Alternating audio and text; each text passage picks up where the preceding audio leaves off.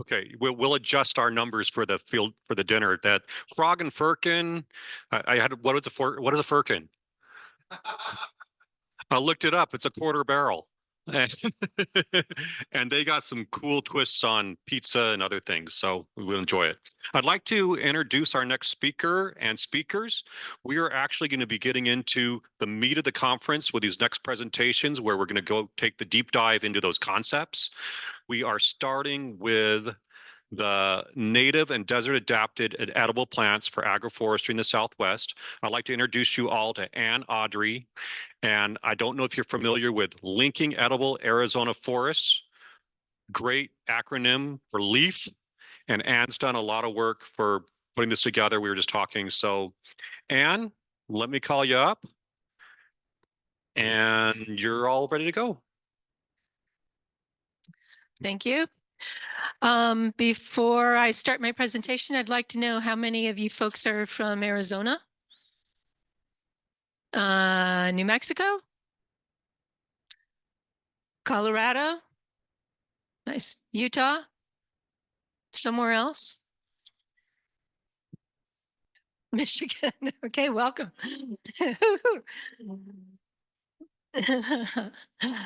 Okay. So I'm going to talk, I only have 30 minutes, so this is going to be a lot about the resources that you can access to answer some of these questions, and it's going to expand beyond just edible plants, but climate resilient trees in general in the Southwest, and beyond agroforestry also to insect and disease threats to trees that are used in agroforestry. So there's some webinar thing in the way here, but we'll just keep going. Oh. Who am I communicating this to? Oh, I'm sorry. Maybe it's because I'm having to email something. Oh.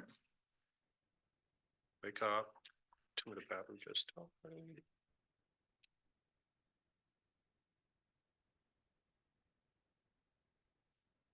I'll have to advance the slides for you. Okay. Oh, here it goes. Sorry, guys. Let me get that message.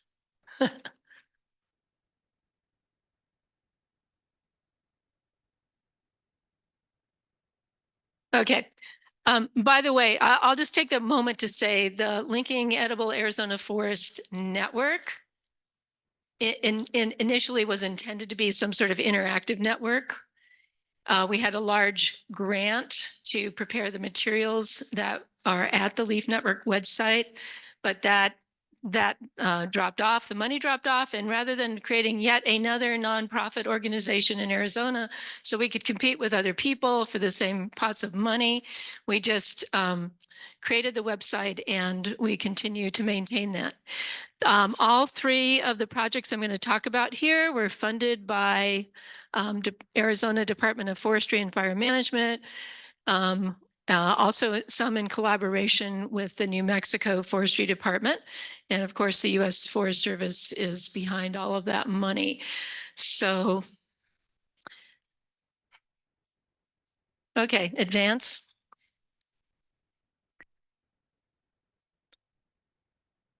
Oh, okay, back. Sorry. Okay, so this is the homepage for the Leaf Network, and you see there the website address. So in your packet is a handout.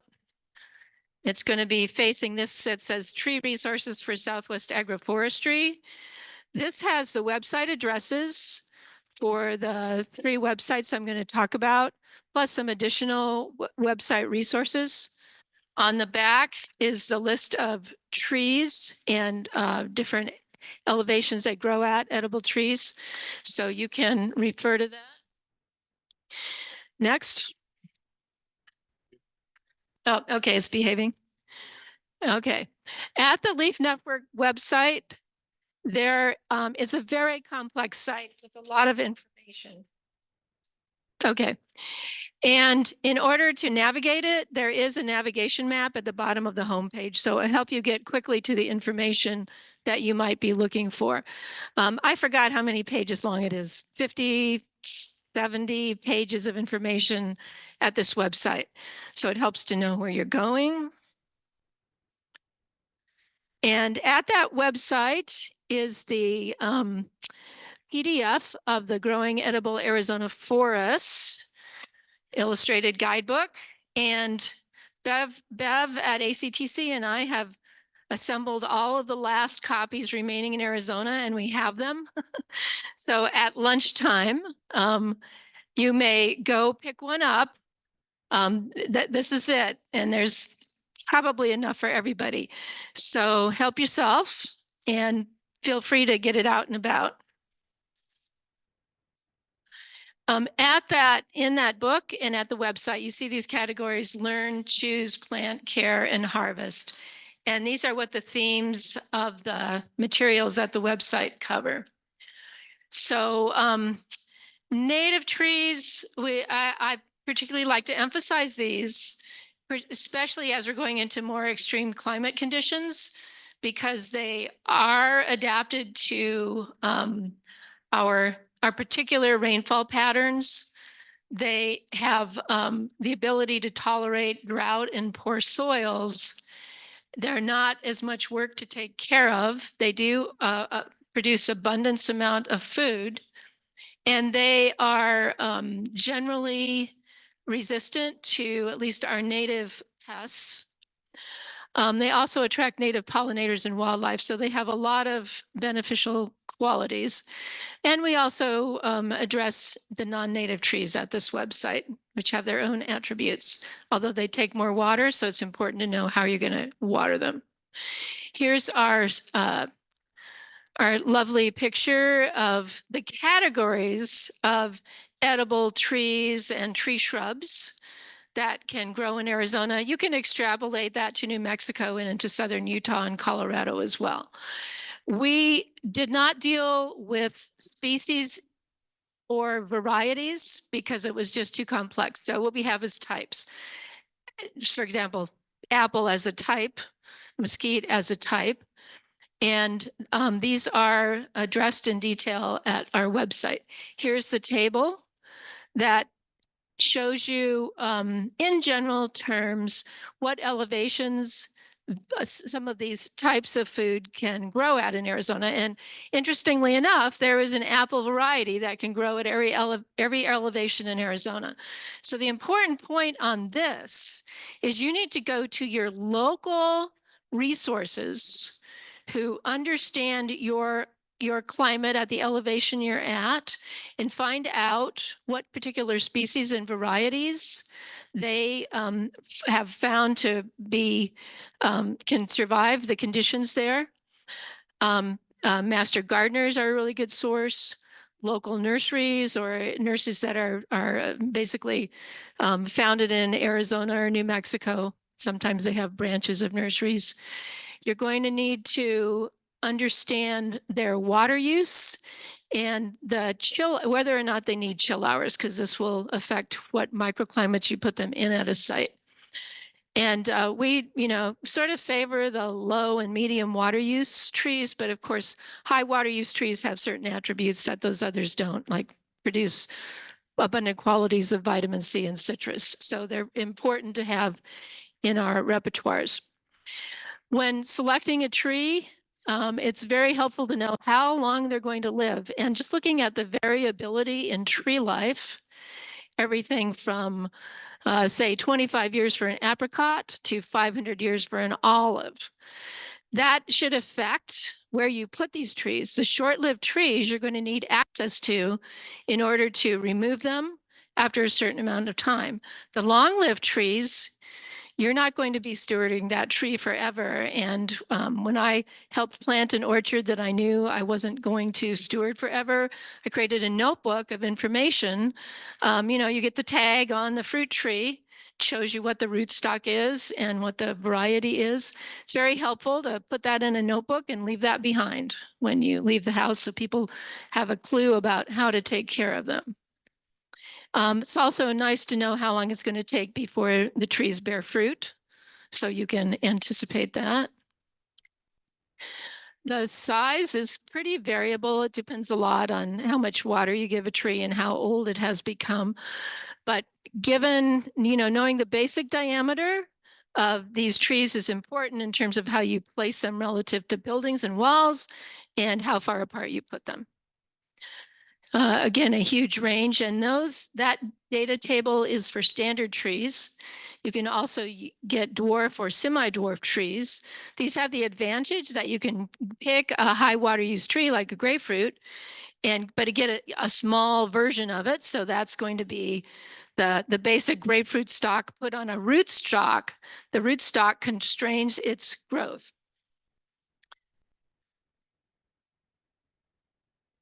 Next. I get an extra minute for that. You won't get as much fruit off these small trees, but heaven knows there's enough grapefruits in southern Arizona, that you don't really need a huge producer. You want to understand how they're going to be pollinated, because some of these you're going to need 2 trees of some of these in order to get good fruit production. Microclimates are important in the sense of how much sun or cold trees can suffer. And I'm not going to go into details. You can look this up at the website because I've got my 15-minute warning. You're going to get a great talk about soils in a minute, so I won't go into that. Cold air drainage is a factor about where you put trees. Cold air flows like syrup. Downhill, it pools in low locations. So that's going to affect how many chill hours are available for you. Wind direction it's very useful to know that. And if you've lived in any place for very long, you know generally what the prevailing winds are. You may have some microclimate winds due to pinches in between buildings. You don't put a fragile fruit tree in an air pinch. You can sometimes tell the prevailing winds by going out and looking at tall stature trees to see how they're off balanced. And if you put your finger and thumb up the center of those Arizona cypress, you can clearly see that that tree is off balance. The mass of that tree is off balance relative to where it touches the soil. Spacing, I guess the most important points here, if you're insect pollinated trees, you want them within 100 feet of each other. If they're wind pollinated, you want their mates within 50 feet of one another. Different trees need different amounts of water. Just as a rule of thumb, in hot deserts, low water use trees, which you want to produce and look good in urban environments, could need as much as 20 inches of water per year. Medium water use may be 35. High water use are more like 40 to 50 inches per year. You're going to hear about water harvesting, but I am going to beat a dead horse on the subject of using condensate water. How many people in here have air conditioners? Every one of those is producing water. You just don't know where it's going. Maybe you can figure it out and divert that to trees. There's more information about that. Now, what you've just seen is sort of summary information for public outreach. This, when you go to the website, this is the page on condensate. The book itself has sort of a medium amount of information between this and those slides. And that page scrolls. You can read it on your phone. At the top of that page is a PDF. You can click on it and you can get a printable copy of this. So if you're cooperative extension, if you're master gardeners, if you're teaching kids, you can print out the pages at this website. And there is the edible tree directory. So you can search by these criteria, whether it's native or introduced, what growth form it is, and what elevations it's at. And you'll get a list of trees that meet that criteria. And when you get that tree, you can either read it through scrolling or you can get another PDF. So once again, this is helpful if you're sharing information. Another website that was developed recently is the Climate Resilient Native Trees for Arizona and New Mexico website. It's a bit of a mouthful. This was developed in order to start to address the challenges we're facing in urban environments, which are more harsh than the natural environments where these trees are found. You can see there the source of the trees, are the 5 major deserts in the Southwest, both low elevation and high elevation deserts. An important link there, if you want to look at it, is the USDA's really amazing website showing climate projections throughout. This is just Arizona, New Mexico, but it's throughout the Southwest. And even just doing the squint test on that, you can see that what we're getting into in the future is pretty daunting. And that's why natives are important, because you've got a fighting chance, at least if you may have to give them supplemental water. Here's a list of trees. These are specific species that are at that website. A number of these are edible. And when you go to the website to search it, the main criteria to search is either elevation range or the common name or scientific name. And at each of those trees that you go to, you can push a button and get this profile that shows you the different stages of the tree, different seasons, close-ups of the parts of the tree, their native range in the Southwest. That's a really useful set of maps. And it shows you whether this is a very isolated species or whether there's a broad range, which indicates it might be more flexible in terms of where it lives, and some additional information. There's some bullet items of info on the right. Lifespan is always interesting to me. These walnuts can live up to 400 years. And the water use is important. Okay, the next website is the Urban Tree Threat Response Guidance for Arizona and New Mexico. Again, these species are found throughout the Southwest. And this is a somewhat drier website in the sense of how it was designed. By the way, Arizona Community Tree Council designed all of these websites to put this information into. Some information at the homepage, which is useful. There is a threat guide. It's not printed, but it is something you can look at as a PDF if you really want to burn the ink. There's a lot of trees on the list. These are the species currently addressed. Some of these do attack edible trees.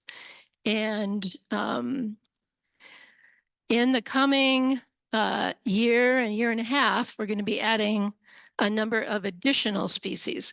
So this list, these are generally fatal. These first prioritized list.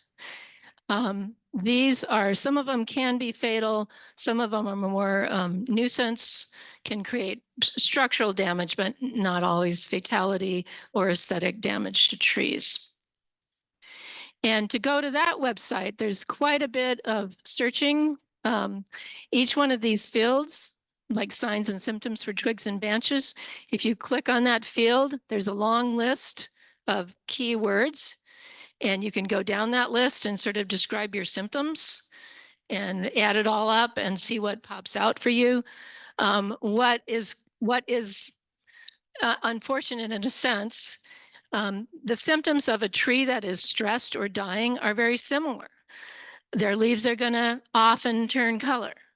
Sometimes they'll drop off. Sometimes they'll stay on the tree. There may be oozing sap. So even if you put in a bunch of symptoms, you may get multiple species, but at least you can search through and see which ones might be relevant. You also, if you know the name of it, emerald ash borer, you can just type that in. Between searches, be sure to keep resetting that little reset button. Where I think when we're working on this in the coming year, we'll make that reset button bigger, makes it work better. And when you do go to your threats, you may get a list of 10 and you want to know more about them. You'll get a 2-page profile and it shows the distribution of the pests. That color bar at the top, when I was researching the species for this, sometimes I had to read halfway through a scientific paper to find out whether it was going to kill the tree or not. So right up there, we've got a severity scale. And if death is there at all on that scale, you know what you're dealing with. It may come sooner, it may come later. Some of these kill in a year, some kill in 5 years. But it's a nice fast way to do it. And you have the life stages and the symptoms. And on this page is the meat and potatoes of it that goes through specifically what the life stages are, which is really basically describing how it's impacting the tree, and then the specific symptoms. These italicized phrases are the key words that you'll see when you go to those drop-down menus. Sometimes just the shape of a borehole on bark is important. Is it D-shaped? Is it round? How big is it? That might be an important indicator for you to isolate the species. In the end, this isn't going to be your how-to. This is just going to be heads up. This is what it might be. Now you need to go talk to cooperative extension, or, talk to your local forestry department, because Arizona Forestry, New Mexico are tracking pests, and they often, if it's a new or unique one, they want to know if you've really found it or not. And so they can, that at least is a starting point. I do want to mention fire, protection of plants from wildfire. And the reason that I'm kind of sensitive about this is because I was pruning a site in Sonoyta 2017, and we had this nice little orchard there, well mulched, well watered, and but around the house there were manzanitas, oaks, and junipers, which are all volatile trees in a sense. So there's a huge amount of trimming that had to be done there. And I threw down a hose in the orchard and sort of forgot about it. And lo and behold, I left Sunday night, Monday morning, got a call that the house survived the fire. There was a massive fire that swept through subdivision with 5-acre lots, and 100 houses, took 5 houses out. And because that orchard was thoroughly wetted, the fire went right up to the perimeter of it, melted the bird netting, and our orchard completely survived. So that was a really opportune moment to get some good pictures. I do have a dandy slideshow on that. And you can see a manzanita bush right outside. Those burned so hot that the firefighters said we won't even approach a manzanita that's burning. It's too dangerous to approach. So this is really important to us now. If you're creating these beautiful food forests, you put all this work into it, you really need to look up the FireWise practices, and these are manuals for Arizona and New Mexico. Colorado and Utah, I didn't find manuals, but they have very extensive websites. So avail yourself of this information so that you can be prepared, and don't lose your house, don't lose your orchard. It's okay to lose some water wetting down really valuable trees. It made a difference in that experience for me. Okay, that's what I wanted to present. I guess I talked really fast. And are there any questions? Yeah.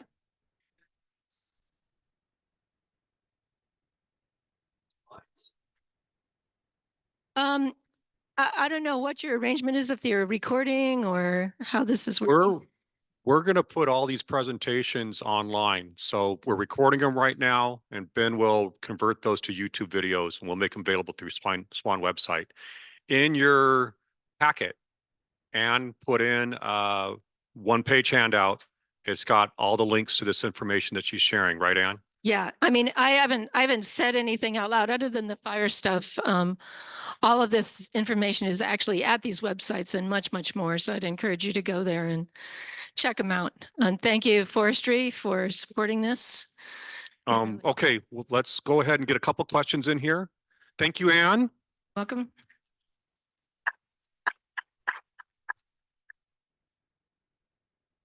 Thank you. Great presentation. I do extension in Sonoyta, and I get a lot of questions from people calling me that their orchards just don't grow that well in Sonoyta. And I saw your beautiful orchard. What would you recommend to a farmer in Sonoyta to be successful in orchard management? Well, the orchard was put in by a local landscaper, Ken Corrals. I don't know if you know him. He did all the soil augmentation, and he specifically picked species that he had planted before and had seen that they were successful. So there are 3 apple species, Asian pear. There were grapevines. The grapevines got burned because they were on the perimeter of the orchard. And I think there might be a peach in there. And he has maintained it. So I don't tamper with it because there's somebody who knows a lot more about me to take care of it. But those trees have continued to produce. And honestly, he hasn't been around for a few years and there's not much being done to it. They're just happy where they are. They got the right augmentation in the beginning in terms of soil, or they're just tough as nails. And I think they're just tough as nails. So got lucky on that one. Any other questions? Remember to get your books. Yeah.